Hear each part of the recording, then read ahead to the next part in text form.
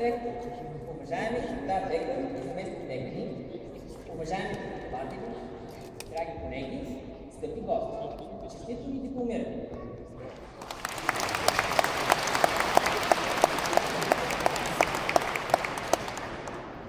Мнозина от вас не знаят кой съм всъщност, повечето от останалите пък не ме познават. А ето ме тук пред вас, за да ви произнеса реч. Чудех се каква да бъде тази реч. Започнах да се питам и се сещате ли, разбирате, за обичайните неща. Още от сега всеки от нас се стреми към работа, към добра заплата, към собствено жилище, а някои дори биха стигнали до там да кажат, че ще работите това, което искат. Успехът за едния е едно, за другия друго. Дали ще е академичния живот, работата, бизнеса, домакинството, семейството, ала едно е общото. Всички искаме да бъдем успешни, да се реализираме в живота. Но какво ли знам аз? Затова вместо да ви разправям бла-бла и обичайните клишета, искам да ви разкажа една притча на големия американец Ерик Томас. Имало на времето един гуру. Този гуру бил много прочут и хорската дума била, че който искал да бъде успешен, трябва да отиде за съвет при него.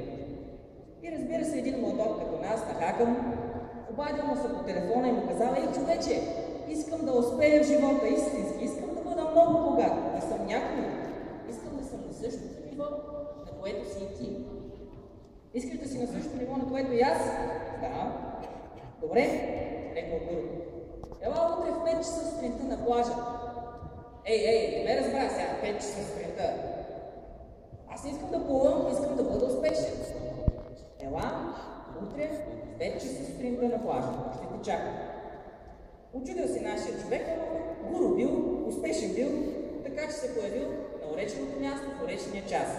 Изкупан с костюм, вратовръзка, но решил, че все пак е по-добре с шорти да се появи.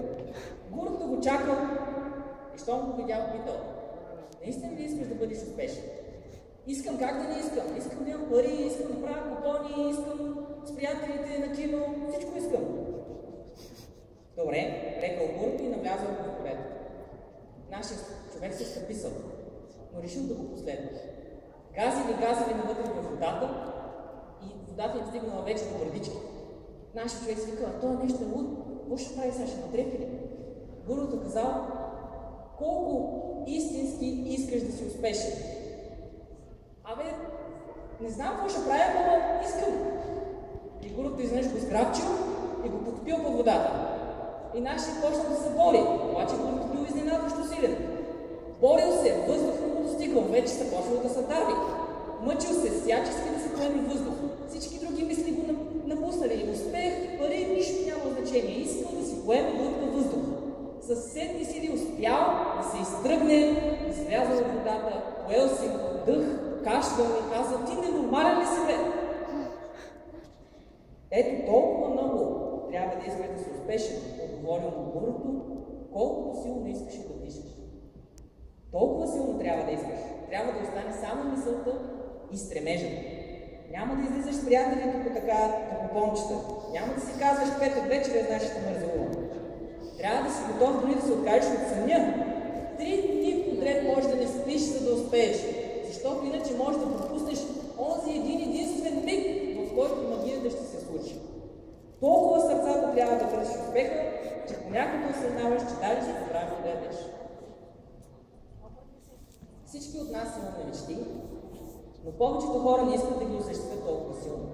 Искат някак си да се получи. Половинчато. Събудят ли се сутрин, животът ги удря, животът ги смачква и тогава забравят. Отказват се. Защо да се отказваме? Така ли, че ни боли, защото не ни извлечем полза? Ломбарди веднъж е казал: победите в живота не винаги отиват при най-силния или най-бързия. Рано или късно човекът, който печели, е човекът, който знае, че може. Това за мен означава да си успешен, знаеш, че можеш, знаеш, че си дал всичко от себе си. Благодаря на ФМИ от мен и от името на моите колеги, че ми предоставя възможността да тръгна по своя път на успех.